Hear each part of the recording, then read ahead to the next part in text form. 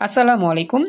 Quantum academic and admission প্ল্যাটফর্মের পক্ষ থেকে আমি মোহাম্মদ ইমরান স্যার তোমাদের সকলের সামনে উপস্থিত হয়েছি সুপার স্পেশাল এইচএসসির হায়ার ম্যাথ সেকেন্ড পেপারের সম্পূর্ণ নতুন একটি চমৎকার অধ্যায় নিয়ে। আর এই অধ্যায়টা হচ্ছে আমাদের সম্ভাবনা। আজকে আমাদের সম্ভাবনার ফার্স্ট লেকচার। তো আমাদের এই সম্ভাবনা ক্লাস 9-10-ও যেমন ছিল, ইন্টারেও আছে। তো এই সম্ভাবনা অধ্যায়টা অনেকটা ইজি এবং এই সম্ভাবনা থেকে সৃজনশীলটা উত্তর করাটা 10-এ 10 পাওয়া একবারে পানি ভাত। তবে আমাদের অনেক সূত্র রয়েছে, অনেক টপিক রয়েছে, আমাদের ধারাবাহিক বিভাগের সূত্রগুলো টপিক ওয়াইজ পড়তে হবে যদি আমি সমন্বয় ভালো করতে চাই। তো আজকের ক্লাসের শুরুতে আমরা প্রথমত সূত্রটা দেখি, সম্ভাবনা যে সূত্র আমরা পড়ছি সেটা দেখে তারপর আমি মেন বই থেকে কিছু অংশ দেখাই, সূত্র দেখাই, দেন আমি ম্যাথ প্র্যাকটিস করাই দিই তোমাদের। ঠিক আছে, চলো আমরা শুরু করি। তো আজকের ফার্স্ট ক্লাসে আমরা শুরুতেই আমি যে স্পেশালভাবে নোট তৈরি করেছি সেই স্পেশাল নোট দিয়ে আমি তোমাদেরকে পড়ানো শুরু করতেছি, মনোযোগ দিয়ে দেখো। তো সম্ভাবনার ইংরেজি নাম হচ্ছে প্রবাবিলিটি। প্রবাবিলিটি আমরা কিন্তু সবাই জানি, সেই 9-10 থেকে সম্ভাবনার যে সূত্রটার সাথে আমরা পরিচিত। তো আমি এই সূত্রটাই আমি তোমাদের দেখাচ্ছি। প্রথমে আমরা কি লিখতাম, যে স্পেশাল যে থিওরিটা বা নর্মাল যে থিওরিটা আমরা লিখতাম, সম্ভাবনাকে পি দিয়ে প্রকাশ করতাম, প্রবাবিলিটির পি অক্ষরটা আর কি, ইকুয়াল টু সূত্র ছিল কি আমাদের, সম্ভাব্য অনুকূল ফলাফল ডিভাইডেড বাই সম্ভাব্য মোট ফলাফল। আমরা তো এইটাই লিখতাম। আমাদের কিন্তু সম্ভাবনার সূত্র একটাই ছিল, এর বাইরে কোনো সূত্র ছিল না, মানে মেন সূত্র তো এটাই ছিল। এর সাহায্যে আমরা কি করতাম, সকল অঙ্ক করতাম। তো এই সূত্রটা সবারই জানা আছে, আমি জানি, কিন্তু আমরা এখন যেটা শিখব এটা আমাদের পরীক্ষার উত্তরটা করার জন্য অনেকটা টেকনিক ফলো করবে, বা পরীক্ষায় উত্তরটা করার জন্য আমরা যত সহজে মনে রাখতে পারি সেই মনে রাখার টেকনিকটা এখন ফলো করব। সূত্রটা আমরা মনে রাখবো, কিন্তু আমরা মনে মনে অন্য একটা স্পেশাল টেকনিক অনুযায়ী সূত্রটা অ্যাপ্লাই করব। তো এখন লিখতেছি স্পেশাল থিওরি বা চমৎকার থিওরি। এই সূত্রেরই একটা স্পেশাল ফর্ম তোমাদেরকে আমি দেখাচ্ছি। সবাই মুখস্থ রাখবা এটা, কিন্তু মনে মনে এটা ফলো করবা। এটা ফলো করতে পারলে এই সূত্রের যে পরিপূর্ণ ব্যাখ্যা তুমি সহজে পেয়ে যাবা। তো আমি দেখাচ্ছি। তো চমৎকার থিওরিটা হচ্ছে সম্ভাবনা P equal to option divided by মোট ফলাফল। মুখস্থ করো, অপশন ডিভাইডেড বাই মোট ফলাফল। এখন এই অপশন বলতে কি বোঝায়, এখন আমি একটা উদাহরণ দিলে সহজে বুঝতে পারবা। তো আমরা জানি মেন সূত্র তো এইটা, পরীক্ষা লিখবাও এটা, আর মনে মনে এটা নিয়ে কাজ করবা, মনে মনে কাজ করে ফলাফলে লিখে দিবা। আসলে এই সূত্রটা থেকেই তথ্যগুলো বের করে উদ্দীপক থেকে বসা দেবে জায়গায় উত্তর হয়ে যাবে। আমি যেই কথাটা বলছি কথাটা কি বুঝতে পেরেছো, একটু আমাকে জানাও। সবাই একটু কথা বলো, ক্লাসে যারা উপস্থিত আছো বাকি একটু কথা বলে আমাকে জানাও। স্পেশাল যে অংশটা আমাকে সেটা লিখতে হবে।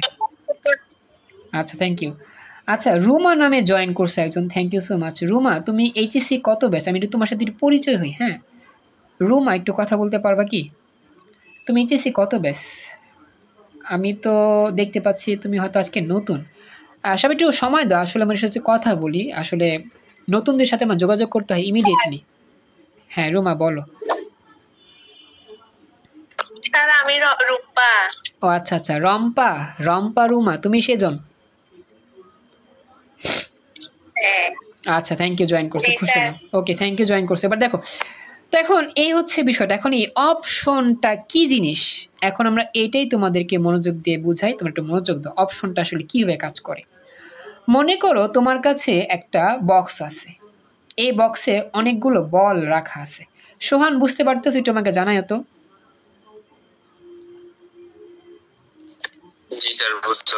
ওকে, এবার দেখো আমি জাস্ট বলি অপশনটা আসলে কিভাবে কাজ করে। বক্স, এই যে বক্স আছে, বক্সের মধ্যে বললাম যে এখানে 7টি লাল বল আছে, 10টি নীল বল আছে, আর 13টি সবুজ বল আছে।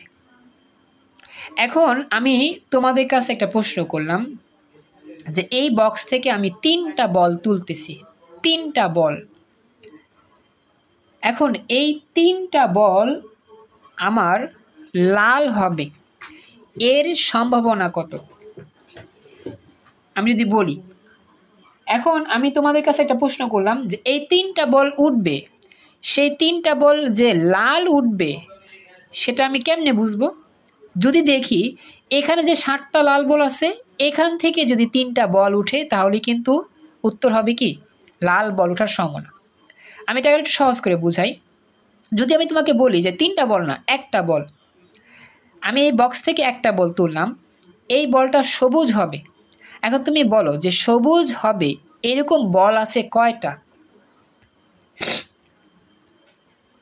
সবুজ হওয়ার পক্ষে এরকম বল আছে কয়টা বক্সের মধ্যে? 13টা। ভেরি গুড, 13টি। তার মানে আমি যে বলটা তুলছি বক্স থেকে, সেই বলটি যদি এই 13টির মধ্য থেকে যে কোনো একটা হয় তাহলে আমি খুশি। কারণ কি, আমার বলটা সবুজ হইতে হবে। আমাদের প্রশ্নে চাইছে যে তুমি যে বলটা তুলতেছো বক্স থেকে এটা সবুজ হবে তার সম্ভাবনা বের করো। তার মানে কি আমি বুঝতে পারলাম যে আমি যে বলটা তুলতেছি সেই বলটা যেহেতু সবুজ চাইছে, তার মানে সবুজ বল আছে মোট কয়টি? 13টি। তার মানে এই 13ই হচ্ছে সবুজ বলের অপশন সংখ্যা। এই 13 থেকে 1 নাম্বার বলটা উঠলেও হবে, 2 নাম্বারটাও হবে, 3 নাম্বারটা হবে, এরকম করে 13 নাম্বারটা উঠলেও হবে। কারণ কি এই 13টার মধ্য থেকে যে কোনো একটা সবুজ বল উঠলেই উত্তর রাইট, কারণ আমাদের সবুজ চাইছে। এইটাই হচ্ছে অপশন। সবাই কি এবার বুঝতে পারছো অপশনটা আসলে কি জিনিস?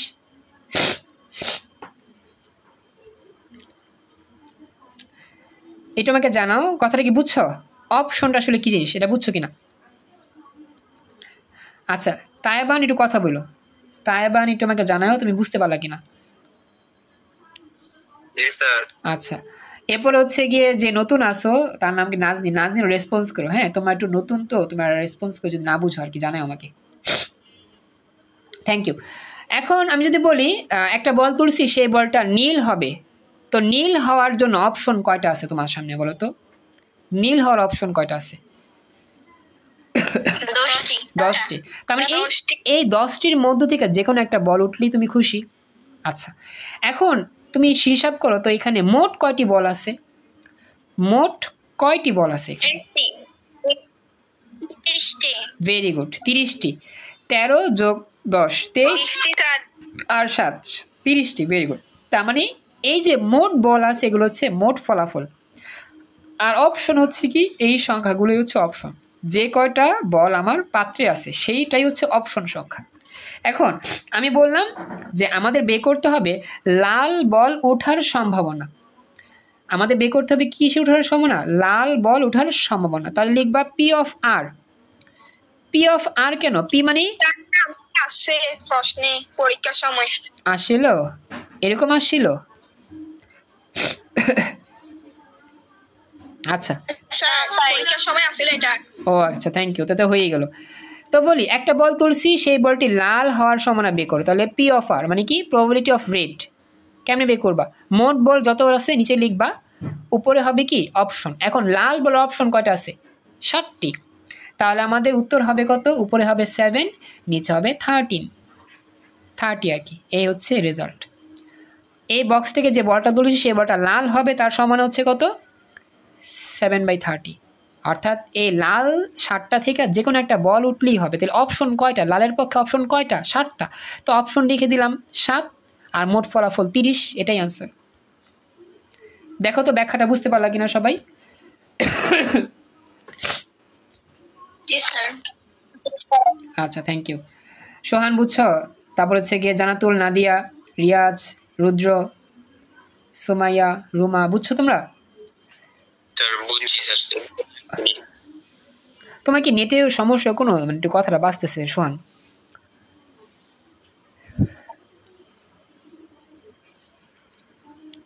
নেটে স্যার একটু প্রবলেম আছে। ও, তুমি কি আমার কথা শুনতে পাচ্ছ? ক্লিয়ার শোনা যায় নাকি বাজে আমার কথাগুলো? আপনার কথা শোনা যাচ্ছে ক্লিয়ার। আচ্ছা, ঠিক আছে। দেখো, তা এখন তোমাদের কাছে আমি প্রশ্ন করি। 2 নম্বর প্রশ্ন হচ্ছে একটা বল তুলবো নীল, নীল বল তুলি তার সম্ভাবনা কত হবে বলো তো? নীল বল উঠবে 10/30 ভেরি গুড হ্যাঁ 1/3 হবে ভেরি গুড লাস্টে 10/30 10/30 হ্যাঁ 10/30 তারপর 1/3 হবে ভেরি গুড কারণ কি 10টা বলই আছে নাজনীন তাবায়েন বুঝছো 10টাই আছে অপশন আর আমাদের মোট ফলাফল 30 জি স্যার ওকে এখন যদি বলি সবুজ বল ওঠার সম্ভাবনা কত বের করো এটা কি স্যার কোন সূত্র আছে কোনটার সূত্র বলতেছো হ্যাঁ সাইমা কোনটার সূত্র বলতেছো আবার একটু বলো মানে এটা আমরা এখান থেকে আসি তো পি অফ বি মানে কি ব্লু বল আচ্ছা এবার যদি বলি সবুজ বল ওঠার সম্ভাবনা বের করো সবুজ তাহলে কত হবে সবুজ ওঠার সম্ভাবনা 13/30 very good 13/30 13/30 P of G P of R মানে রেড লাল বল ওঠার সম্ভাবনা পি অফ বি মানে কি ব্লু আর পি অফ জি গ্রিন ওঠার সম্ভাবনা 13/30 ব্যাস হয়ে গেল তো এটা হচ্ছে আমাদের মোটামুটি সম্ভাবনা নিয়ে প্রাথমিক ধারণা আমরা এখন মেন বই থেকে মেন টপিকগুলো পড়ে দেন আমরা চলে আসবো আমাদের স্পেশাল সূত্রে দেন আমরা ম্যাথ করবো ঠিক আছে তো এখানে কার কোনো প্রশ্ন আছে সম্ভাবনার অপশন এবং যা যা পড়াইছি এনিওয়ান কোনো প্রশ্ন আছে কি আচ্ছা স্মৃতি জয়েন করছো থ্যাংক ইউ হ্যাঁ স্মৃতি জয়েন করছো থ্যাংক ইউ সমস্যা নেই এখন মেন বই নিয়ে আসি যার কাছে মেন বই আছে মেন বই থেকে তোমরা নিয়ে আসতে পারো স্পেশাল অংশটা মেন বইটা বের করতে পারো আমাকে জানেও যে তাবায়ে সেকেন্ড ইয়ার তোমাদের একসাথে একটু পড়াচ্ছে আজকে নতুন অধ্যায় তো জন্য একসাথে ক্লাস করার সমস্যা নেই প্রথম নতুন একটা অধ্যায় আর কি ঠিক আছে আচ্ছা এখন যেটা বলি আর কি সেটা হচ্ছে তাবায়েন আর হচ্ছে কি নাজনি তোমাদের কি ওই বইটা বের করে সামনে হ্যাঁ যে বইটা তোমাদের কাছে আছে আমি তো আসলে এই যে অসীম কুমার সাহা স্যারের বইটা ফলো করতেছি এই বইটা বের করো সোহানেরও তো মনে বই আছে বইটা বের করো এই বই থেকে আমি দেখাবো যেটা আমার লাগবে আসলে এই অধ্যায় থেকে আমার ব্যাখ্যাগুলো পড়তে হবে বুঝছো ব্যাখ্যাগুলো বলতে কি যেগুলো আমার আর কি ধারণা নিতে হয় এখন আমি সেগুলোতেই তোমাদের দেখাচ্ছি এই পেজ বের করো এটা হচ্ছে তোমার একবারে প্রথম 10B এর এই অংশটা শুরু সম্ভাবনার ধারণা দেখো তো এই অংশটা পাও কিনা এটা আমার আগের বই তো 526 পৃষ্ঠায় যার যে বই আছে সেই বই থেকে পেজটা বের করো দেখো পাও কিনা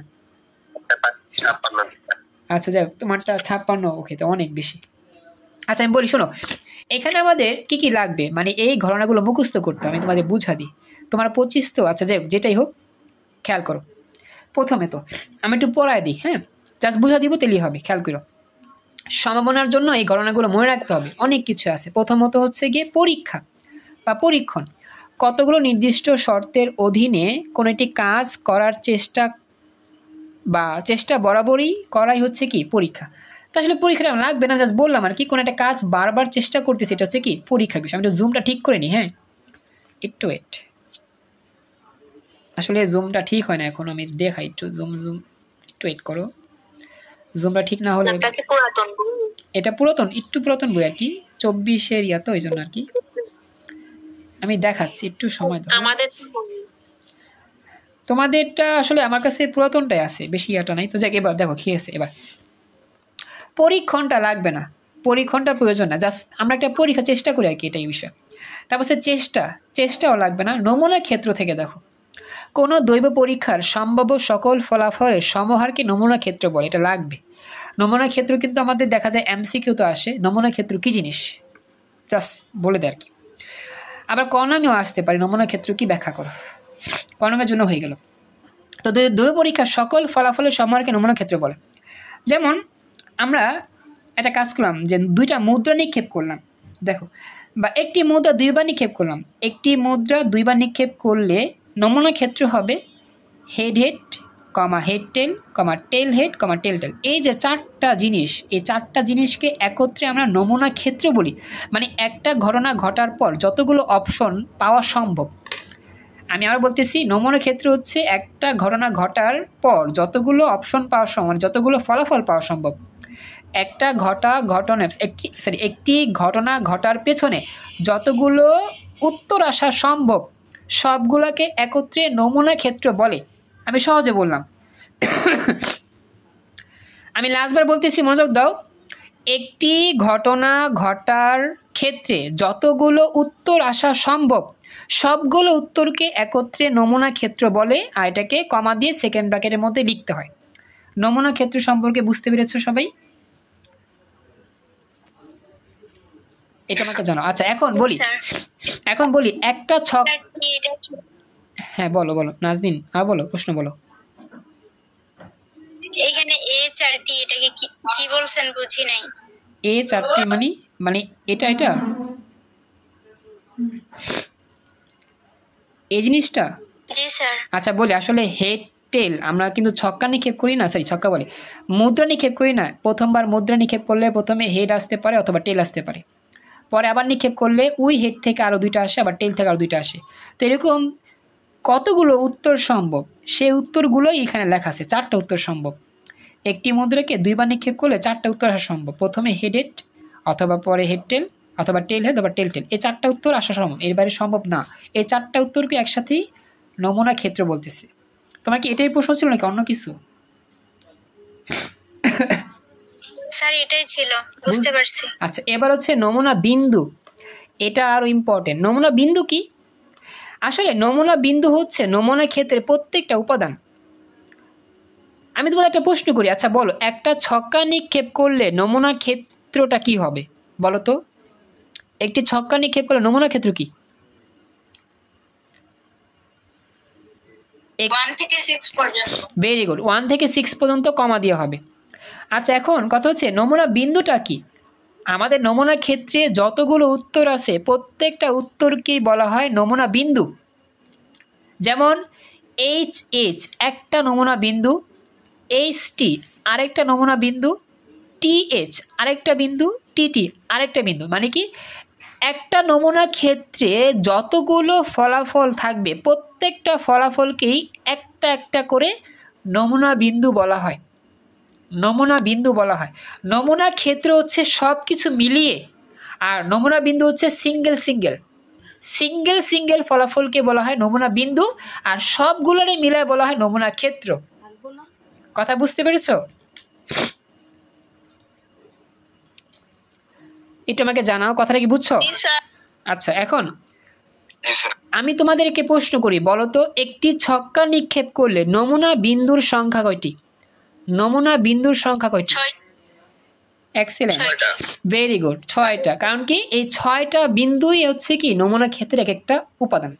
শেষ। সোহান শুনতেছো, দেখতেছো, সব ঠিক আছে? ক্লিয়ার? জি স্যার। ওকে।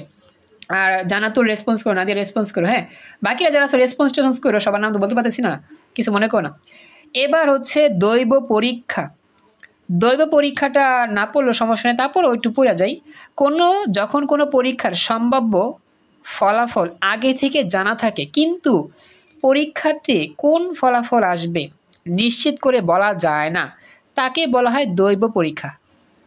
এটা কি জিনিস? ওই যে আমরা ছক্কা লুডো খেলি না, তোমার কাছে একটা ছক্কা আছে, এখন এই ছক্কাটা তুমি নিক্ষেপ করবা, কিন্তু তুমি জানো না যে কোনটা উঠবে। ছক্কা নিক্ষেপ করলে কি 1 উঠবে, নাকি 2, না 3, না 4, না 5, না 6, কোনটা উঠবে তুমি কি জানো? জানো না।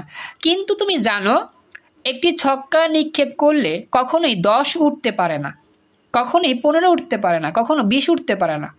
তুমি এগুলো জানো, মানে তুমি একটা ঘটনা ঘটার জন্য ফলাফলগুলো কি কি হইতে পারে এগুলো সবই জানো, কিন্তু ওই মুহূর্তে কোন ফলাফলটা আসবে সেইটা তুমি জানো না। এটাকে বলা হয় দৈব পরীক্ষা। কথা বুঝছো? আচ্ছা এটা শেষ। তো দৈব পরীক্ষা গেল, অনেক কিছুই ঘটনা মটনা এগুলো কিছু লাগবে না, পরে পেজ যাই আমরা। হ্যাঁ পরের পেজ হচ্ছে কি যৌগিক ঘটনা। পুরো ঘটনাটা এইটা একটু লাগবে, জাস্ট এইটা একটু খেয়াল করো, পুরো ঘটনা। হ্যাঁ এটা লাগে, একটু দেখি কি বলছে, যে কোনো পরীক্ষণে একটি ঘটনা ঘটা এবং একটি ঘটনা না ঘটার ঘটনাকে পরস্পরের পূরক ঘটনা বলা হয়। যে কোনো ঘটনার বিকল্প ঘটনাই পূরক ঘটনা। এখন উদাহরণ দিলে বুঝবা। হ্যাঁ এ হচ্ছে একটা ঘটনা, তো এই ঘটনার পূরক ঘটনাকে এ কমপ্লিমেন্টের সি, এ সি দিয়ে প্রকাশ করা হয়, এটা পরীক্ষা আসে। পূরক ঘটনাকে এ কমপ্লিমেন্ট দিয়ে প্রকাশ করা হয়। মুখস্থ করো, এ কমপ্লিমেন্ট বা কমপ্লিমেন্টারি, এ সি। এটা কি জিনিস আমি তোমাকে বুঝাই। একটি ছক্কা নিক্ষেপ করলে জোর আসার ঘটনা কীরকম হয়? 2 অথবা 4 অথবা 6। তো এই যে জোর আসার ঘটনা, এটা একটা বিষয়। আবার বলতেছে এ ঘটনার পুরো ঘটনা হবে বিজোড় পাবার ঘটনা, অর্থাৎ বিজোড়ের মধ্যে 1ও আসতে পারে, 3ও আসতে পারে, 5ও আসতে পারে। আসলে পূরকটা হচ্ছে একটা ঘটনা ঘটার সাপেক্ষে অপর আরেকটা ঘটনা বিষয়। আশা করি বুঝছো যে ছক্কা নিক্ষেপ করছি, এর মধ্যে যদি কেউ বলে এখানে একটা ঘটনা বলো, তুমি বললো যে এখানে আমার 2 উঠতে পারে, 4 উঠতে পারে, 6 উঠতে পারে, তার মানে এটা হচ্ছে কি জোর হওয়ার ঘটনা। তো জোর হওয়ার ঘটনা এটা হচ্ছে একটা বিষয়। কথা কি বুঝছো? কথা বলো। জোর হওয়ার ঘটনা এটা একটা বিষয় বা এটা একটা উদাহরণ। আর সেই ছক্কা কিন্তু বিজোড়ও উঠতে পারে। বিজোড় কি 1 উঠতে পারে, 3 উঠতে পারে, 5 উঠতে পারে। তো এখন আমার জোর হওয়ার ঘটনার সাপেক্ষে আমার পরবর্তী যে ঘটনাগুলো ঘটতে পারে সেটাই কিন্তু জোরের সাপেক্ষে আমার কমপ্লিমেন্ট। জোরের সাপেক্ষে কমপ্লিমেন্ট, অর্থাৎ একটা ঘটনা ঘটছে তার সাপেক্ষে আরেকটা ঘটনা ঘটবে, সেটা হচ্ছে কি কমপ্লিমেন্ট বা এ পূরক, এসি। সবাই কি বুঝতেছো আমার কথা? একটু আমাকে জানাও, রেসপন্স করো। এইটা একটু চ্যালেঞ্জিং, যদি এটা চ্যালেঞ্জিং একটু কষ্ট করতে হবে। আচ্ছা, এটা শেষ। আচ্ছা, এরপরে সম্ভাব্য ঘটনা বলি, এটা লাগবে না। এবার হচ্ছে সম্পূর্ণ ঘটনা, এটাও তেমন প্রয়োজন নাই। আচ্ছা, এখন সবচেয়ে ইম্পর্টেন্ট হচ্ছে বর্জনশীল আর অবর্জনশীল। সৃজনশীলে এটা কাজে লাগবে, আমি পরীক্ষার সূত্র দিব আর কি, একটু পরে সূত্র দেখবা। আগে আমি একটু দেখা দিই বর্জনশীল আর অবর্জনশীল ঘটনার মধ্যে কি ঘটে। হ্যাঁ, তোমরা একটু খেয়াল রেখো। বর্জনশীল ঘটনার সংক্ষিপ্ত পরিচয় হচ্ছে যেই ঘটনার মধ্যে কোনো কমন অংশ থাকবে না, তাকে বলা হয় বর্জনশীল ঘটনা। মুখস্থ করো, যেই ঘটনার মধ্যে কোনো কমন অংশ পাওয়া যাবে না। যেমন এখানে একটা সেট লেখা আছে, এ সেট হচ্ছে একটা আলাদা উপাদান নিয়ে, বি সেট হচ্ছে আলাদা উপাদান নিয়ে, মাঝখানে কিন্তু এদের মধ্যে কোনো সংযোগ ঘটে নাই বা কোনো কমন অংশ পাওয়া যায় নাই। তো যেই ঘটনার মধ্যে দুইটা ঘটনার মধ্যে কোনো মিল পাওয়া যাবে না, কোনো মিল খুঁজে পাওয়া যাবে না বা কমন অংশ পাওয়া যাবে না, তাদেরকে বলা হয় বর্জনশীল ঘটনা। এখানে উদ্দীপকে মানে এখানে বলছে অনেক কিছু, এগুলো একটু কঠিন, এটা বাদ দিয়ে জাস্ট মুখস্থ করো, পরীক্ষা সৃজনশীল আসে এটা থেকে। বর্জনশীল ঘটনা কি? যেই ঘটনা দ্বয়ের মধ্যে কোনো মিল পাওয়া যায় না, কোনো মিল খুঁজে পাওয়া যায় না বা কোনো কমন অংশ পাওয়া যায় না, তাকেই বলা হয় বর্জনশীল ঘটনা। সবাই কি আমার কথা বুঝতে পেরেছো?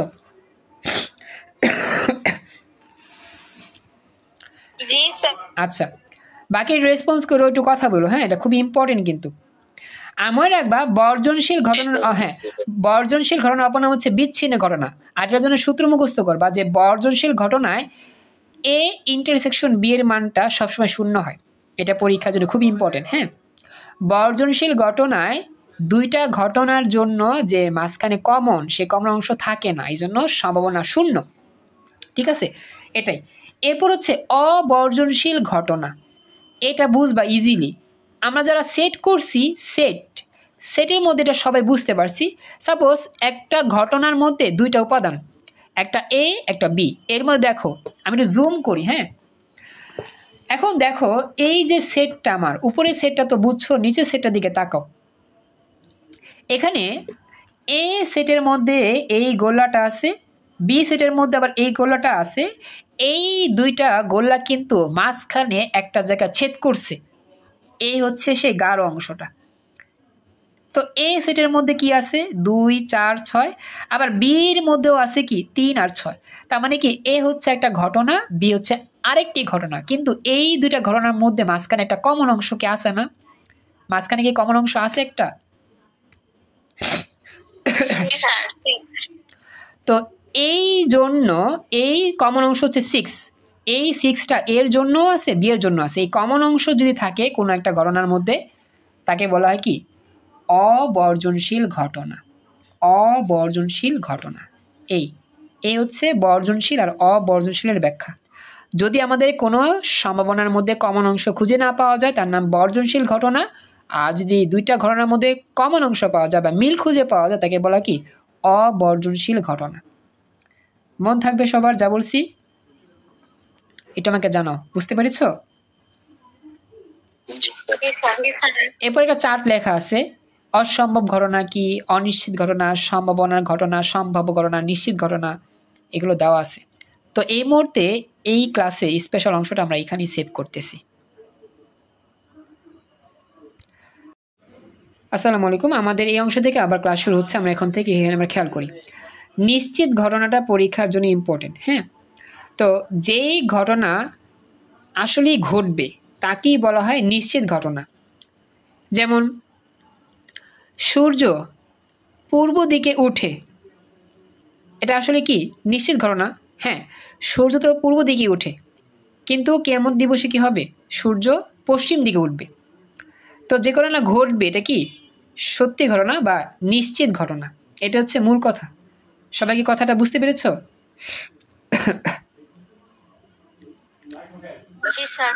এখন যদি বলি জি স্যার। অনিশ্চিত ঘটনা কি? অনিশ্চিত যদি বলা হয় আগামীকাল আকাশ থেকে আগুনের গোলা পড়বে, কথার কথা আর কি, আগুনের বৃষ্টি হবে। যদি কেউ বলা হয়, কেউ বলে আগামীকাল আগুনের বৃষ্টি হবে, বা আবহাওয়া অধিদপ্তর বলো আগামীকাল আগুনের বৃষ্টি হওয়ার সমান আছে। এখন জীবনও দেখছো আগুনের বৃষ্টি হয়, পানির বৃষ্টি না হয়, স্যার। আগুনের বৃষ্টি কি হয়? হয় না। সূর্য পশ্চিম দিক দিয়ে উঠবে, এটাও তো অনিশ্চিত ঘটনা। হ্যাঁ, এটাও বলা যায় কিয়ামতের আগ পর্যন্ত সূর্য পশ্চিম দিক দিয়ে উঠবে, এটা কি অনিশ্চিত ঘটনা, এটাই আর কি। তো অনিশ্চিত ঘটনা মানে কি? যেটা ঘটবে না, এটাই আর কি। তো অনিশ্চিত ঘটনার জন্য সম্ভাবমান শূন্য অপেক্ষা বেশি, কিন্তু অপেক্ষা কম, মানে এটা একটা শর্ত। এটা পরীক্ষা আসে যে অনিশ্চিত ঘটনার ব্যাপ্তি কত? শূন্য থেকে বড়, একের চেয়ে ছোট। এটা এমসিকিউ তে মনে রাখবা, এমসিকিউর জন্য ইম্পর্টেন্ট। পি অফ এ মানে কি? একটা ঘটনা ঘটার সম্ভাবনা। অনিশ্চিত ঘটনা যদি হয় তাহলে শূন্য থেকে এর মান বড় হবে, একের চেয়ে ছোট হবে, এটাই। এটা মুখস্থ হবে, এটা হচ্ছে শর্ত, এমসিকিউ তে আসে। এটা হচ্ছে কি? এটা অনিশ্চিত, এটা হচ্ছে কি? অসম্ভব ঘটনা, অসম্ভব। আচ্ছা, অনিশ্চিত আর অসম্ভবের মধ্যে কিন্তু একটু পার্থক্য আছে। অনিশ্চিত ঘটনা কিন্তু আমার সম্ভাবনার মানটা শূন্যর চেয়ে বড়, শূন্য না, শূন্যর চেয়ে বড়, একের চেয়ে ছোট। এটা বিষয়টা দেখো, এখানে বলছে যে একটি ছক্কা একবার নিক্ষেপে জোর সংখ্যা আসার ঘটনা একটি অনিশ্চিত ঘটনা। অনিশ্চিতটা মানে কি? ঘটতেও পারে, নাও ঘটতে পারে, নিশ্চয়তা নাই। এটা হচ্ছে কি অনিশ্চিত। কথা কি বুঝছো? এটা আমাকে জানাও। জি স্যার। আর সূর্য পশ্চিম দিকে উঠবে, এটাকে অনিশ্চিত বলা যায়, তবে কিয়ামত দিবসে অবশ্যই উঠবে। তার মানে কি? এটা সূর্য যে পশ্চিম দিকে উঠবে না, এটা কিন্তু না, উঠবে। কখন উঠবে এটা আমরা জানি না, এটা একটা অনিশ্চিত, এটা বলা যায় অনিশ্চিত ঘটনা। আকাশ থেকে আগুনের বৃষ্টি পড়বে, এটাও অনিশ্চিত বলা যায়, কিন্তু কিয়ামত দিবসে কি দেখা যায় যে তারকারাজিগুলো খুশি খুশি পড়বে পৃথিবীর বুকে। তো সেটা কিন্তু বলা যায় যে গোলা বারুদের মতো। এটাও অনিশ্চিত, তবে বলা যায় না যে আসলে কখনো হবে, এটা আর কি। আর অসম্ভব ঘটনাটা কিরকম? যেটার কোনো ফলাফল ঘটতে পারেই না, কখনই ঘটবে না, এটা হচ্ছে কি অসম্ভব ঘটনা। আর অসম্ভব ঘটনার মান সবসময় শূন্য হয়, খেয়াল রাখবা। অসম্ভব ঘটনার মান সবসময় কি হয়? শূন্য হয়।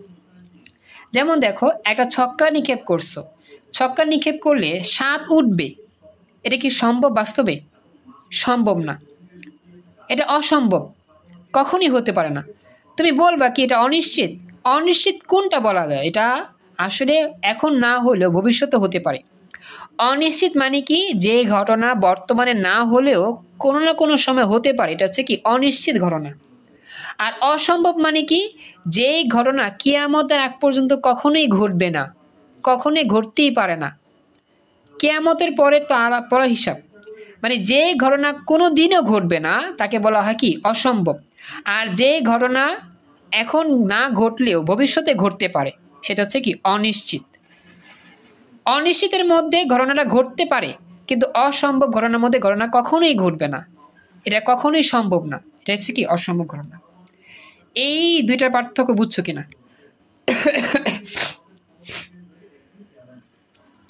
সবাইকে বলতেছি, বুঝতে পেরেছো পার্থক্য দুইটা? বুঝতে হবে, খুবই কাছাকাছি পার্থক্য এটা। জান্নাতুল আক্তার, সোহান, তায়েবা, নাদিয়া, রিয়াজ, রুদ্র, সাইমা, সুমাইয়া, নাজনীন, রুমা, বুঝছো কি? এটা আমাকে জানাও। জি স্যার। আচ্ছা, এটা কিন্তু আবার অনেকে ভুল করে দিও না, বুঝছো? অনিশ্চিত আর অসম্ভাবের মধ্যে পার্থক্য যদি ভুল করো যদি বুঝবা না পরীক্ষায়। আচ্ছা, এবার হচ্ছে স্বাধীন ঘটনা, এটা পরীক্ষার জন্য আসবে। স্বাধীন বা অনির্ভরশীল ঘটনা, এটার বাংলাটা বোঝার প্রয়োজন নাই, জাস্ট মুখস্থ করো। স্বাধীন ঘটনার জন্য দুই ঘটনাকে গুণ করতে হয়। পি অফ এ একটা ঘটনা আর পি অফ পি আরেকটি ঘটনা। যখন ঘটনাগুলোকে গুণ করে দাও তখন বলা হয় স্বাধীন ঘটনা। সূত্রটা আমি পরে দেখাবো আবার, হ্যাঁ? তো এটা হচ্ছে বিষয়, খেয়াল রাখবা। একটা উদাহরণ দেখলে বুঝবা, যেমন আগামীকাল সারা দেশে বৃষ্টি হবার ঘটনা, এটা হচ্ছে একটা বিষয়। আর আগামীকালের দিনটা জোর হবে না বিজোড় হবে তার উপর আমার বৃষ্টি পড়বে কি পড়বে না এটা নির্ভর করে না। আজকে হচ্ছে 7 তারিখ, 7 নভেম্বর 2025। আগামীকাল 8 তারিখ, তো 8 তারিখ হচ্ছে জোর সংখ্যা। তো আগামীকাল যে 8 তারিখ এর উপর বৃষ্টি হবে কি হবে না এটা কি নির্ভর করে? বলো তো। বৃষ্টি কি কখনো নির্ভর করে যে দিনটা জোর সেই দিন বৃষ্টি হবে আর যে দিন বিজোড় সেদিন বৃষ্টি হবে না, এরকম কি নির্ভর করে? না স্যার। তো যেহেতু বৃষ্টি হওয়া না হওয়া তারিখের উপর ডিপেন্ড করে না, তার মানে বৃষ্টি হচ্ছে একটা স্বাধীন ঘটনা আর তারিখ হচ্ছে আরেকটা স্বাধীন ঘটনা। মানে কি একটা ঘটনা আরেকটা ঘটনার সাথে কোনো মিল নাই বা কোনো সম্পর্ক নাই। তো এরকম পারস্পরিক সম্পর্কহীন ঘটনা কি বলা হয় কি স্বাধীন ঘটনা। এটা পরীক্ষা আসে, সৃজনশীল কাজে লাগবে। এরপরে আমাদের পরবর্তী ঘটনাটা হচ্ছে অধীন ঘটনা, এটা হচ্ছে নির্ভরশীল। মানে একটা ঘটনা ঘটবে আরেকটা ঘটনার সাথে রিলেটেড থাকবে, এটা হচ্ছে কি অধীন ঘটনা। তে অধীন ঘটনার জন্য সূত্র মুখস্থ করতে হবে। সূত্র আমি দেখাবো, নোটের মধ্যে আছে, আপাতত এটা লাগবে না, এটা মুখস্থ করবা। পরবর্তী পেজে লাস্ট অফ অল আমাদের যেটা মনে রাখতে হবে এটা হচ্ছে কি শর্তাধীন সম্ভাবনা। এই শর্তাধীন সম্ভাবনাটাও আমাদের অধীন ঘটনার মতোই কাজ করে। এটা আপাতত আমার বুঝতে হবে না, তবে এটা পড়বা আর কি, আর তেমন কিছু পড়ার প্রয়োজন নাই। এই পর্যন্তই তোমার হচ্ছে মেইন টপিক পড়া আর কি। এরপর হচ্ছে সূত্র দিয়ে ম্যাথ সলভ করা। এখানে যা যা বলছি শুরু থেকে যা যা বলছি পড়াইছি আর কি, আমাদের এগুলো সব সৃজনশীল এমসিকিউ সব একবারে হয়ে গেল। একবার শুরু থেকে যা যা পড়াইছি এর মধ্যে কোনটা লাগে কোনটা লাগে না, কোনটা আমার বেশি ইম্পর্টেন্ট, কোনটা সিকিউ কোনটা এমসিকিউ বলে দিছি। এগুলো জাস্ট তুমি একটু বাসায় বসে পড়বা, জাস্ট আমি ব্যাখ্যা দিয়ে বুঝা দিলাম, কারণ এগুলো লাগবে। সম্ভাবনা পড়তে গেলে এই ঘটনা সম্পর্কে ধারণা রাখতে হবে, আদারওয়াইজ তুমি সম্ভাবনা বুঝবা না, পরে দেখা যাবে মুখস্থ করে পারতেছো না, এটা আর কি বিষয়। আচ্ছা, এখন একটা বিষয় খেয়াল করো, একটা উদাহরণ বাকি আছে, এটা বলতে ভুলে গেছিলাম। যেমন দেখো দুইটি মুদ্রা নিক্ষেপ করছি, আমার নমুনা ক্ষেত্র কি head head, head tail, tail head, tail tail. তো এ হচ্ছে একটা ঘটনা যেখানে হচ্ছে কি হেড টেল নিচ্ছে আর টেল হেড নিচ্ছে। বি আরেকটা ঘটনা টেল হেড টেল টেল নিচ্ছে। এখন P of A P of A মানে কি এ ঘটনা ঘটার সম্ভাবনা। তো মোট ফলাফল কয়টা? 1 2 3 4, চারটা। আর পি অফ এর মধ্যে বা এর মধ্যে কয়টা উপাদান আছে বলো তো? দুইটা, এইটা আর এটা। এই জন্য অপশন 2 লিখলা উপরে, মোট ফলাফল 4 লিখলা নিচে। তাহলে পি অফ এর মান পাইছি হাফ। সবাই কি ব্যাখ্যাটা বুঝতে পারছো? আচ্ছা, তাবায়েন আর কি, তাবায়েন, থ্যাংক ইউ রুদ্র, তাবায়েন। তারপর হচ্ছে গিয়ে নাজনীন কথা বলছো, থ্যাংক ইউ। সোহান বুঝছো? সোহান জানাতুল রেসপন্স করো, নাদিয়া রেসপন্স করো। এরপর হচ্ছে বি এর অপশন 2টা, মোট ঘটনা 4টা, মোট ফলাফল 4, তাহলে বি এর জন্য কি হাফ। এখন পি এ ইউনিয়ন বি বের করলে কি হবে? P of A into P of B. তো P of A into P of B মানে কি 1/2 ইন্টু 1/2, 1/4। এটাই আর কি, এটা আর কি বোঝালো যে P of A union B হচ্ছে কি 1/4। কেমন হইলো? দুইটা গুণফল, অর্থাৎ দুইটি ঘটনার যদি পরস্পর গুণ করো সেই গুণফলটা একটা নতুন ফলাফল পাওয়া যায়, নতুন সমাধান পাওয়া যায়। আর এরকম হইলে এটাকে বলা হয় স্বাধীন ঘটনা। মানে দুইটা ঘটনা গুণ করলে গুণফলটাই হয় একটা স্বাধীন ঘটনা। এর একটা উদাহরণ দিয়ে বোঝানো আর কি, শেষ। এর কিছু লাগবে না, এগুলো কমপ্লিট। এখন আমি মেন সূত্র দেখাই। সৃজনশীল প্র্যাকটিস করতে যে মেন সূত্রগুলো লাগবে লিখে রাখছি, পরপর দেখাচ্ছি, এটা মুখস্থ করলেই ম্যাথ সলভ করতে পারবো। এখানে আর কোনো তেমন বকবকের কিছু নাই, অনেক বকবক করছি, পড়াইছি। এখন হচ্ছে আমাদের নোটের অংশ। চল আমরা শুরু করি আমাদের নোট। আমরা তো আসলে ক্লাস করছিলাম প্রথম দিকে একটুখানি জাস্ট নোট দিয়ে, তারপরে বাকিটা করতে পারি না। এখন আমি নোট নিয়ে বাকিটা দেখা দিচ্ছি। এবার দেখো, হ্যাঁ মনোযোগ দিও। এবার হচ্ছে আমাদের ক্লাসে স্পেশাল অংশ, কারণ এই সূত্রগুলো দিয়ে আমরা প্র্যাকটিস করবো একটু পর অঙ্ক।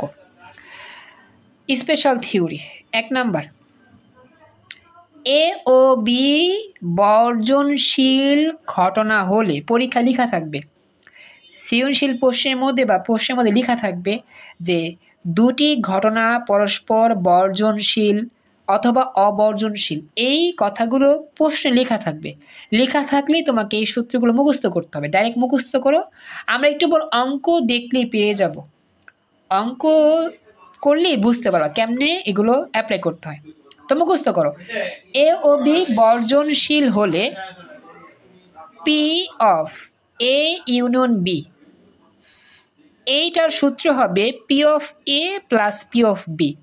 আমি তোমাদের একটা বিষয় বুঝাই, ইউ মানে হচ্ছে ইউনিয়ন, আর এই যে এরকম হচ্ছে কি ইন্টারসেকশন। আমরা কি পড়ছি না, আমরা সেটার মধ্যে পড়ছিলাম, এটা মানে ইউনিয়ন মানে অথবা, অথবা মানে কি যোগ করে, অথবা মানে কি দুটি ঘটনা পরস্পর কি করে যোগ করে।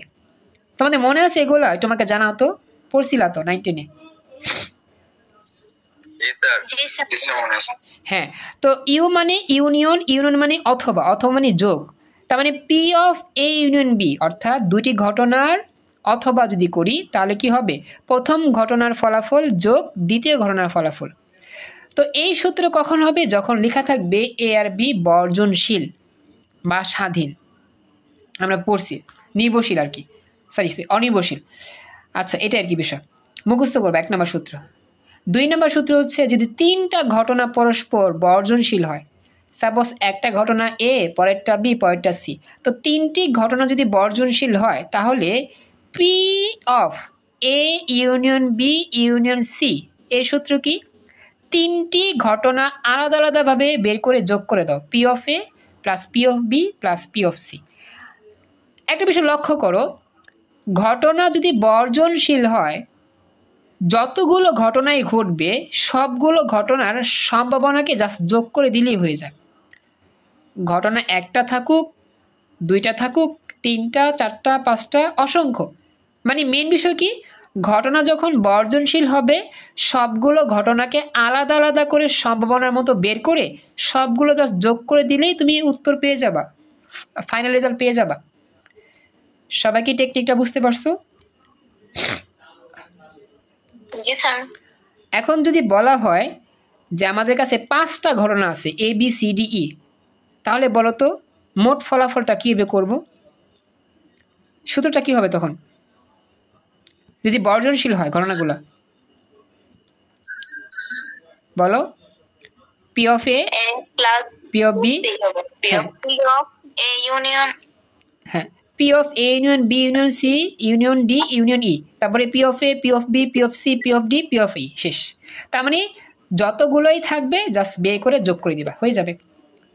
আচ্ছা, এরপরে শেষ। এই থিওরিগুলো পরীক্ষা আসে বেশি, মনে রাখবা সৃজনশীল প্র্যাকটিস করতে হবে।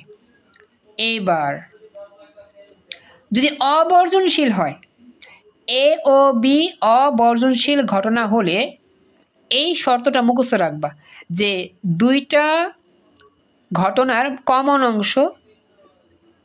অংশ শূন্যের সমান হবে না, মানে সম্ভাবনা অফ এ ইন্টারসেকশন বি শূন্যের সমান না হলে তখন একে অবর্জনশীল ঘটনা বলে। মানে মনে রাখবা একটা সূত্র আর কি, যে পরীক্ষার মধ্যে বলে দিবে যে 2টি ঘটনা অবর্জনশীল, যদি এই কথা না বলে তাহলে বলে দিবে যে P of A intersection B শূন্যের সমান নয়। শূন্যের সমান না মানে কি শূন্য চেয়ে বড়, 0.1, 0.2, 0.3, মানে শূন্যের সমান হবে না। যদি দেখো কোনো প্রশ্নে বা কোনো উদ্দীপকে তোমার এই অংশের মানটা শূন্যের থেকে বড়, 1-এর চেয়ে ছোট, মানে শূন্যের সমান না, সেক্ষেত্রে তাকে বলবে অবর্জনশীল ঘটনা। প্রশ্নে হয়তো বা লেখা থাকবে অবর্জনশীল অথবা লেখা থাকবে এই কথাটা, এই 2টার যে কোনো একটা থাকলে ওই সম্ভাবনাটা হচ্ছে অবর্জনশীল। কথা মনে থাকবে, এটা হচ্ছে নিয়ম। বুঝছো কথা? এই ক্ষেত্রে এই মান পূর্ণ হওয়া যাবে না। বুঝি না, আবার বলো প্রশ্ন। এ ও বি যদি অবর্জনশীল ঘটনা হয় তাহলে কি এটার মান শূন্য বাদে সবকিছু হতে পারে? হ্যাঁ, শূন্যবাদে যে কোনো কিছু হতে পারে। অবর্জনশীলে এই 2টার মান শূন্যবাদে আর কিছু হতে পারে। মানে শূন্য হওয়া যাবে না। জি স্যার। যদি হয় তাহলে সূত্র কি? সূত্র হচ্ছে এটা। আমরা জানি একটু আগে সূত্র পড়ছিলাম, অথবা সূত্র না, তখন বর্জনশীল ছিল। এখন যদি অবর্জনশীল হয় তাহলে সূত্র কি হবে? জাস্ট এই অংশটাকে বাদ দিয়ে দিবা। A union B, P of A union B equal to P of A plus P of B minus P of A intersection B. মনে রাখবা, অবর্জনশীল হলে জাস্ট কমন অংশটাকে বাদ দিতে হয়, আর বর্জনশীল হলে কোনো কমন অংশ থাকে না, জাস্ট দুইটার তিনটার যোগফল করলেই হয়। তো এটা হচ্ছে নিয়ম, পরীক্ষা এটাও আসে এটাও আসে, এগুলো সৃজনশীলে বেশি আসে। আমি একটু পর অঙ্ক করলে বুঝবা। ক্লাস কিন্তু শেষ হয় না, ক্লাস চলতেছে, আরও ক্লাস হবে। হ্যাঁ, ক্লাস মিস দিবা না। একটু পর আমি অঙ্ক করবো, মেন অঙ্কগুলো টাইপ ভিত্তিক অঙ্কে যাবো, সূত্রগুলো দেখাচ্ছি। তো এই সূত্রটাও পরীক্ষা আসে, এটাও আসে, এটা খেয়াল রাখবা। তো মনে রাখবা, বর্জনশীল হলে এই সূত্র, আর অবর্জনশীলে হলে এই সূত্র ইউজ করতে হবে। লেখা থাকবে কখন বর্জনশীল কখন অবর্জনশীল। আমরা প্র্যাকটিস করলে বুঝবো একটু পর। আমার কথা কি বুঝছো? একটু আমাকে জানাও, সবাই একটু কথা বলো। জি স্যার। আচ্ছা, এখন আমি যাচ্ছি পরবর্তী। হ্যাঁ, নাজনি কিছু বলতেছো? শেষেরটা বুঝি নাই। মানে আমাদের পরীক্ষাতে, আচ্ছা বলি আমার, এই ইন্টারসেকশন মাইনাস হবে। আচ্ছা এটা মাইনাস হবে, মানে এখানে মাইনাস একটা মান বের হবে, এই মানটা তো শূন্যের সমান হবে না, শূন্য চেয়ে বড় হবে, একে চেয়ে ছোট হবে। এই মানটা আমরা পরীক্ষাতে বের করব। এই মানটা পরীক্ষায় বের করবো। কেমনে বের করবো? এর সূত্র আছে, দেখাবো একটু পর। এই মানটা মান দেওয়া থাকতে পারে, বেরও করতে হতে পারে। তো সেই মানটা দেওয়া থাকলে আমরা এই মানগুলো বের করার পরে ওই মানটা জাস্ট বিয়োগ করে দিব। আর যদি বের করা বা দেওয়া না থাকলে বের করে তারপরে মান বসায় বিয়োগ করে দিব। এটা হচ্ছে কাজ। কথা কি বুঝছো? জি স্যার। অঙ্ক করলে বুঝবার কি, তার সূত্র মুখস্থ করো। শেষ। এবার 4 নম্বর সূত্র। এ আর বি যদি স্বাধীন হয়, এ ও বি স্বাধীন ঘটনা হলে স্পেশাল সূত্রটা পরীক্ষা বেশি আসে, পি এ ইন্টারসেকশন বি। এই যে এটা পি এ ইন্টারসেকশন বি কেমনে হবে? P of A into P of B. ওই যে পড়াইছিলাম না, দুইটা ঘটনা স্বাধীন, তাহলে এদের আলাদা আলাদা ঘটনা সম্ভাবনা গুণ করলেই হয়ে যাবে। তো এই হচ্ছে আমাদের কি 4 নম্বর স্পেশাল সূত্র। এ আর বি স্বাধীন হলে P A intersection B, P of A into P of B. এগুলো সব দিয়ে দিব নোটগুলা, ক্লাস শেষে লিখে নিও খাতায়, তাহলে নোট হয়ে যাবে। এখন বলো, এই 4টা সূত্রে কার কোনো প্রশ্ন আছে কিনা? প্রশ্ন আছে কারো? তো বর্জনশীল হলে এগুলা, অবর্জনশীল হলে এটা, স্বাধীন হলে এটা। আরেকটা সূত্র পড়ায় আমি অঙ্ক করাবো। এখন হচ্ছে অধীন ঘটনা। অধীন, এটা কিন্তু পরীক্ষাতে আসে, অধীন ঘটনা থেকে প্রশ্ন আসে, এটাও খেয়াল রাখবা। সূত্রগুলো কেমন ইউজ হবে পরীক্ষা বলে দিবে। এ ও বি অধীন ঘটনা, তাহলে প্রথম সূত্র, অধীন ঘটনার সূত্রটা প্রায় সেম। সেট ফাংশনে পড়ছিলা যে বাদ দিতে হয় এ বাদ বি অথবা বি বাদ এ, এটাই আর কি। তবে লেখার নিয়মটা একটু অন্যরকম। পি এ বাদ বি, বাদ মানে কি? কিন্তু আমরা কিন্তু বাঁকা করে দিতাম না, বাঁকা স্ল্যাশ, এখন দিতে হবে সোজা করে। আমরা কিন্তু 9 10-এ দিতাম কেমন জানো? কেমনে দিতাম? এই যে এ বাদ বি,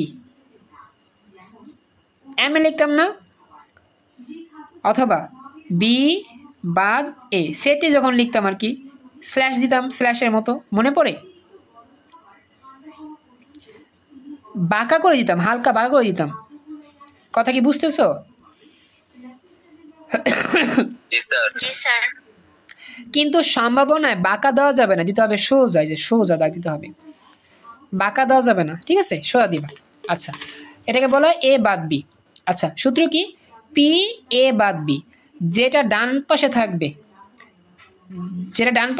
সেটা যাবে নিচে। আমি দেখাচ্ছি, দুইটা সূত্রই আসে পরীক্ষা। একটা হচ্ছে পি এ বাদ বি, একটা হচ্ছে কি বি বাদ এ। উপরে হবে সবসময় intersection, A intersection B, P of A intersection B. এখানেও P of A intersection B, just হরটা একটু চেঞ্জ হবে, এক জায়গায় পি অফ বি, এক জায়গায় পি অফ এ। তো কখন পি অফ বি হবে, কখন পি অফ এ হবে, কেমনে বুঝবো? যখন ডান পাশে থাকবে সেটা যাবে নিচে। যেমন ডান পাশে বি ছিল, এই জন্য পি অফ বি নিচে গেছে, আবার ডান পাশে এ ছিল, পি অফ এ নিচে নামছে। এটাই হচ্ছে মূল ব্যাখ্যা। আর উপরে সবসময় ইন্টারসেকশন হবে, আবার ইউনিয়ন দিয়ে দিও না। আর ইন্টারসেকশন বের করার সূত্র কি? P of A into P of B, যেটাকে শিখছিলাম স্বাধীন গণনায়। সেই সূত্র দিয়ে P of A union B intersection B বের করবো, তারপরে এই মান দেওয়া থাকবে, ভাগ করে দিব, তাহলে হয়ে যাবে। দেখো তো সবাই কি ওই যে সূত্রটার ব্যাখ্যা বুঝতে পারলা কিনা? জি স্যার। বাকিরা আমাকে জানায়ও, জানাতুল, সোহান, তাবায়েন, নাদিয়া, রিয়াজ, রুদ্র, সুমাইয়া, রুমা, জি স্যার। বুঝছো? জি স্যার, বুঝতে পারছি। আচ্ছা, বুঝতে পারছি।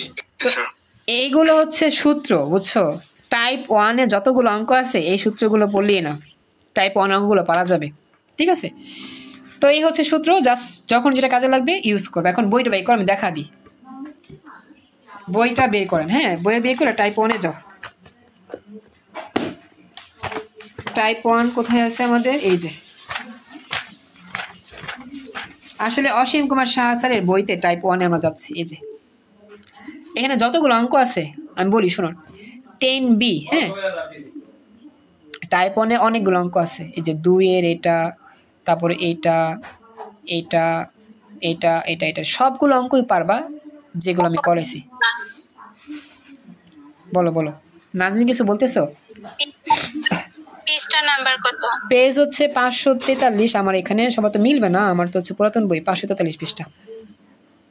নতুন বই 573। হ্যাঁ, যাই হোক, এখন বলি শোনো, আমি জাস্ট তোমার একটু দেখা দিই। প্রথমটা পি অফ এ দেওয়া আছে, পি অফ বি দেওয়া আছে, বলছে এ বি স্বাধীন হলে এটা বের করো, এটা বের করো। অনেকবার আসছে। সোহান দেখো তো পাইছো কিনা বইতে? এই যে অনেকবার আসছে এই অঙ্কটা। জি স্যার ভাই। ওকে, এই অঙ্কটা প্র্যাকটিস করবা। এরপর এই অঙ্কটা পি এ ইন্টারসেকশন বি এত হলে, পি অফ বি এত হলে, পি অফ এ বের করো, এফ এত হলে পি অফ বি বের করো, এটাও পারবা। এরপর হচ্ছে এই যে অঙ্কটা পি অফ এ দেওয়া আছে, পি অফ বি দেওয়া আছে, এটাও দেওয়া আছে, এটা বের করতে হবে। আবার এই অঙ্কটা পি অফ এ দেওয়া আছে, এটা দেওয়া আছে, এটা বের করবা, পারবা। এগুলো সব পারবা। টাইপ 1-এ যতগুলো অঙ্ক আছে, যা যা পড়াইছে যে সূত্রগুলো এর মধ্যে হয়ে যাবে। তো এগুলো আমি এখন করতে পারতেছি না, কারণ আমার সময় খুবই কম এবং ক্লাসের শিডিউলটা এ পর্যন্ত রাখতেছি। আজকের মতো কিছু মনে করো না, এই ম্যাথগুলো তোমরা নিজের একটু প্র্যাকটিস করো, যদি না পড়ো আমি দেখা দিব। নেক্সট ক্লাসে আমরা টাইপ 2-এর থেকে যাব, বুঝছো? এগুলো পারবা, এগুলো একবার ইজি, আমি তারপর দেখা দিব যদি না পারো আর কি। প্র্যাকটিস করো একটু, এগুলো সব তোমাদের বাড়ির কাছে থাকবে। টাইপ 1-এ যতগুলো অঙ্ক আছে বোর্ড, এগুলো সব প্র্যাকটিস করো, যদি না পারো আমি দেখা দিব, সমস্যা নেই। আজকে আমি তো আসলে তেমন আর লিখতে পারি নাই এবং হচ্ছে আর ক্লাসের সময়ও নাই, এই জন্য আজকে আমি এখানে রাখতেছি ক্লাস। কথা কি বুঝছো যা বলছি? জি স্যার, বুঝতে পারছি। ওকে, দিয়ে দিন স্যার। তো নোটগুলো দিয়ে দিব, এটা দেখে দেখে এই ম্যাথগুলো করে নিও, তৈরি হয়ে যাবে। আর না পারলে আমাকে বলে আমি দেখা দিব। চেষ্টা করি আগামীকাল যদি পারি তাড়াতাড়ি একটু ক্লাস নিতে। তাড়াতাড়ি বলতে কি, বিকালের দিকে একটু আমার ফ্রি আছি, যদি পারি আগামীকাল হায়ার ম্যাথ নিব, আবার ফিজিক্সও নিব। ফিজিক্স ক্লাস তো আবার আছে স্পেশাল, দ্বিতীয় পত্র ক্লাস। তো সবাই একটু ক্লাস করো নিয়মিত, ক্লাস মিস দিও না, নিয়মিত উপস্থিত থাকো। আর ক্লাস মিস হলে রেকর্ড দেখে নিও, নোটগুলো দিয়ে দিব, পরে নোটগুলো লিখে নিও। আজকে পর্যন্তই, ভালো থেকো সবাই, আসসালামু আলাইকুম, আল্লাহ হাফিজ।